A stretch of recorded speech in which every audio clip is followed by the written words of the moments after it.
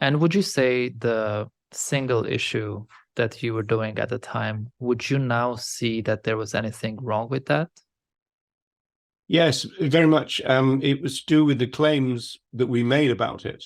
Hmm. And so we would be able to kind of what you might call abolitionize it them if our claims was right, because there's no such thing as an animal welfare event or a single issue event really. It depends on what you say about them. That's the issue.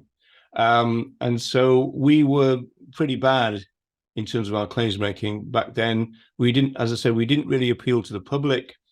We didn't have a live vegan, be vegan message, anything like that.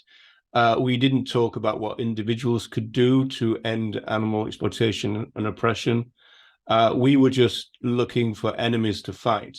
And I've Hmm. always said that the big difference now is that we've stopped looking for enemies to fight, or most of us have, and we're now looking for people to educate.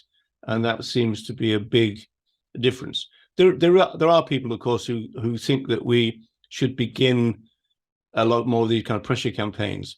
But even now, in this day and age, that would incorporate vegan education. Yeah. Now, that bit was absent back then, and that was a complete failing on our part. I mean, I know that for Ronnie Lee's point and myself, if we both could go back, that was the main thing we'd change.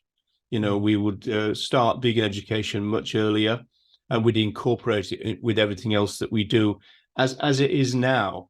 See, what we've got now is relatively new. Vegan education as we know it is a 21st century phenomenon. Some people say, oh, we've been doing this for decades, it's not worked. That's actually not factually true. I mean, it only started gearing up in the mid 90s and Yeah. then got going, like 10 years later. There was still a lot of reluctance to it. There are still people even now in the movement that think veganism is a scare word.